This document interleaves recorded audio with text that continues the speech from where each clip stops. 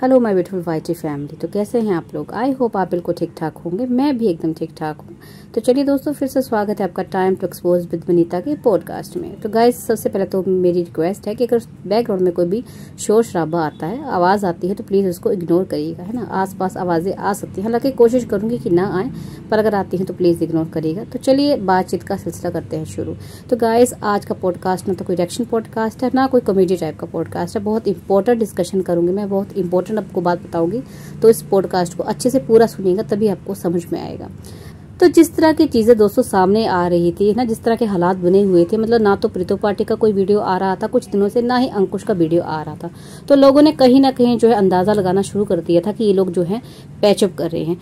तो इस पैचअप की बात पे तो मैं इतना ही कहूंगी कि कहीं ना कहीं, है ना, हो सकता है जो आपका अंदाजा है वो सही है। ये पैचअप हो रहा है या हो सकता है। अब देखिए, सोचने वाली बात है या समझने वाली बात है कि अगर पैचअप ये हो रहा है तो क्या दोनों की मर्जी से हो रहा है, दोनों पार्टीज की इच्छा से हो रहा है। तो इस टाइम जो हालात हैं या जिस तरह से 1-1.5 साल से हम चीजें देख रहे हैं, तो मुझे नहीं लगता कि कहीं भी जो है ये दोनों की मर्जी से हो रहा है। मैं आपको कारण बताऊंगी, ऐसे नहीं बोलूंगी। देखिए, जैसे कि आपको पता ही है कि इन दोनों के बीच जो मामला है, अब उसकी कार्रवाई कानून के तहत हो रही है, मतलब इनका मामला जो है कानूनन हो चुका है। तो दोनों पार्टीज में से कोई भी पार्टी जो है अपनी मर्जी से कुछ नहीं कर सकती, है ना। चाहे वो प्रीतो पार्टी हो, चाहे अंकुश पार्टी हो, उनको वही करना पड़ेगा जो परमिशन इनको कोर्ट देता है, जो कानून कहता है कि भाई आपको ये चीज करनी पड़ेगी। अब बात आती है, अगर ऐसा है तो फिर ये पैचअप का मामला क्यों सामने आ रहा है?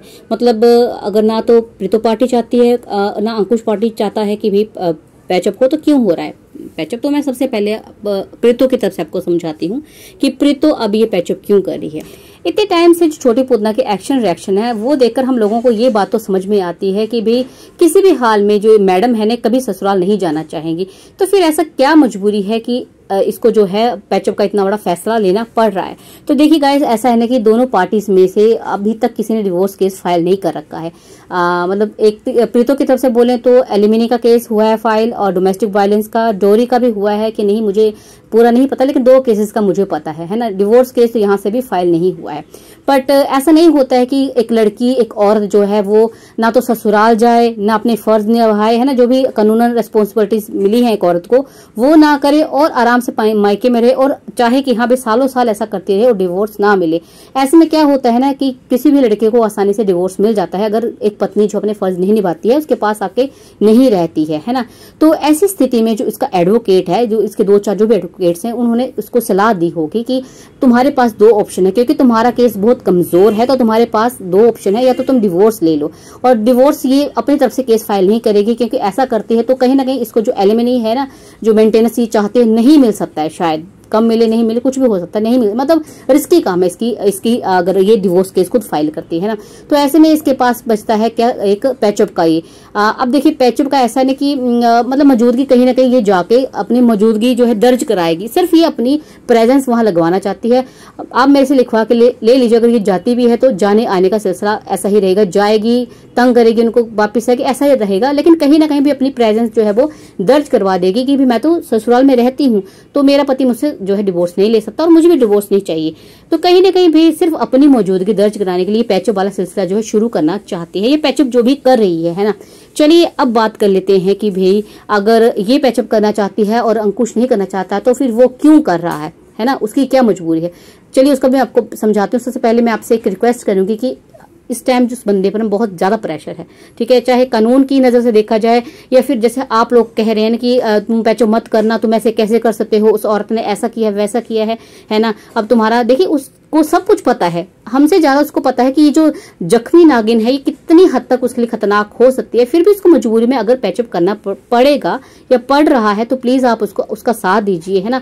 वो उसको समझने की कोशिश कर रही, क्योंकि मैंने आपको पहले भी बताया कि ये जो सब जो कार्रवाई है ना कानून के तहत हो रही है, तो दोनों पार्टीज में कोई भी अपनी मर्जी से नहीं कर सकता। अगर कोर्ट इसको परमिशन देता है प्रीतो को कि तू ससुराल में जाके रहे, तो हम कुछ चाहते हो भी नहीं रोक सकता है। अब आपको हो गई डिवोर्स, तो मैं वो भी आपको बताती हूँ कि अगर वो डिवोर्स फाइल करता है, तो कहीं ना कहीं देखिए बच्चे से भी उसको हाथ धोना पड़ सकता है, बच्चा मिले ना, कभी कभी मिलेगा, है ना, जो भी है एलिमनी उसको फालतू में देनी पड़ेगी। कहीं ना कहीं इस आवारा औरत को अपनी मन मर्जी करने का मौका मिलेगा, मतलब अपने मजे से रहेगी, कोई रिस्पॉन्सिबिलिटीज नहीं, कोई रिश्ता नहीं निभाएगी, लेकिन कहीं ना कहीं एटीएम इसको मिल जाएगा अंकुश के रूप में। तो कहीं ना कहीं जो डिवोर्स अगर केस वो फाइल करता है तो उसका नुकसान है ना, बहुत चीजों से। देखिए ये कानूनी दांव पे बहुत होते हैं, इसको आम आदमी नहीं समझ सकता, इसके लिए बहुत समझने की जरूरत होती है। लेकिन इन शॉर्ट में कहूँ तो डिवोर्स केस जो भी फाइल करेगा ना, नुकसान उसका ही होगा।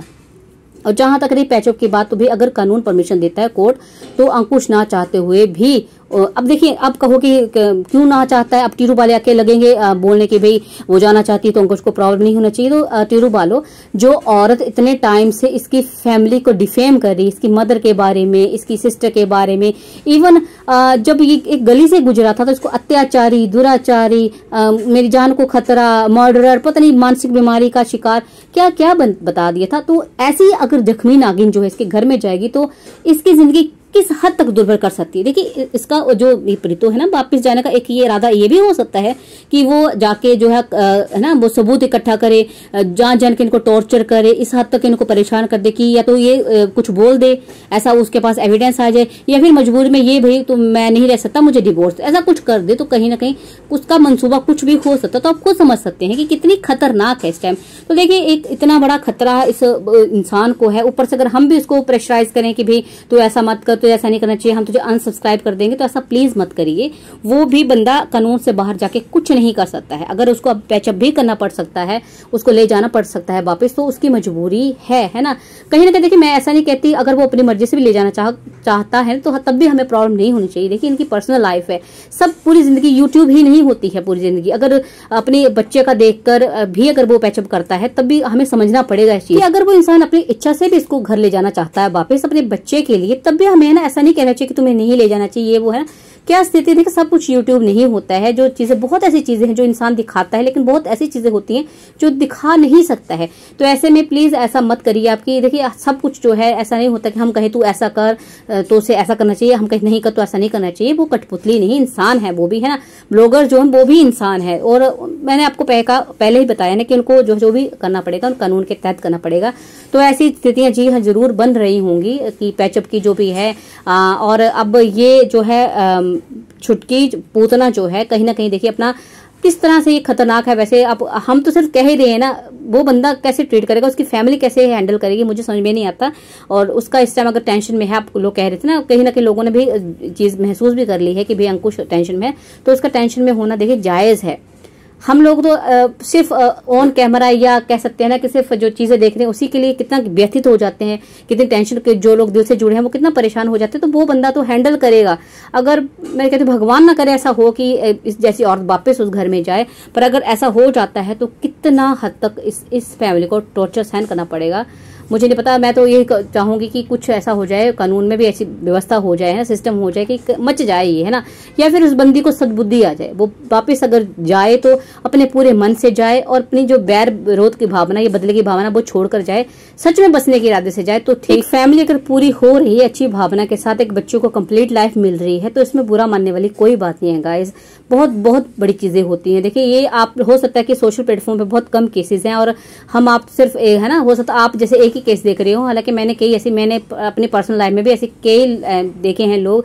और अब देखिए मेरे हस्बैंड भी एडवोकेट हैं, तो कई चीजें मुझे सामने, कई केसेस ऐसे सामने आते हैं जहां स्थिति इससे भी ज्यादा बदतर होती हैं, लेकिन आखिरी फैसला क्या होता है, बाद में फैसला के पैचअप ही फैसला होता है ना। क्योंकि कानून, हमारे कोर्ट भी यही चाहते हैं कि भाई फैमिली टूटे नहीं। देखिए हमारा हिंदुस्तान, हमारा भारत भी ऐसा देश है जो घर बसाने में विश्वास करता है, घर तोड़ने में नहीं, है ना। पर अगर ये गलत मंसूबों के साथ जा रही है तो भगवान इसकी जो है मनोकामना कभी पूर्ण ना होने दे कि कोई फैमिली, एक माँ एक बहन फिर इसके अत्याचार का शिकार ना हो। मैं यही चाहती हूँ। बाकी प्लीज आप जो है अपना सपोर्ट ऐसे बनाए रखिए अंकुश के साथ, क्योंकि जिस तरह से वो परेशान है इस टाइम, बंदा ना तो बोल सकता है ना चुप रह सकता है। उस टाइम कहीं ना कहीं उसे हमारे मेंटल सपोर्ट की बहुत जरूरत है। तो प्लीज आप उसको सपोर्ट देते रहिए। और आपको अगर पॉडकास्ट पसंद आ रहा है तो प्लीज लाइक कमेंट शेयर करना बिल्कुल ना भूले। मैं आपको ऐसी फैक्ट वाली चीजें बताऊंगी, है ना। ऐसा नहीं मतलब कि भाई जाल बुन रहा है, ये है वो है, कहानियां नहीं सुनाऊंगी आपको सारी चीजें जो बताऊंगी विद फैक्ट बताऊंगी, है ना। तो चलिए मिलते हैं नेक्स्ट पॉडकास्ट में, तब तक के लिए बाय बाय, टेक केयर।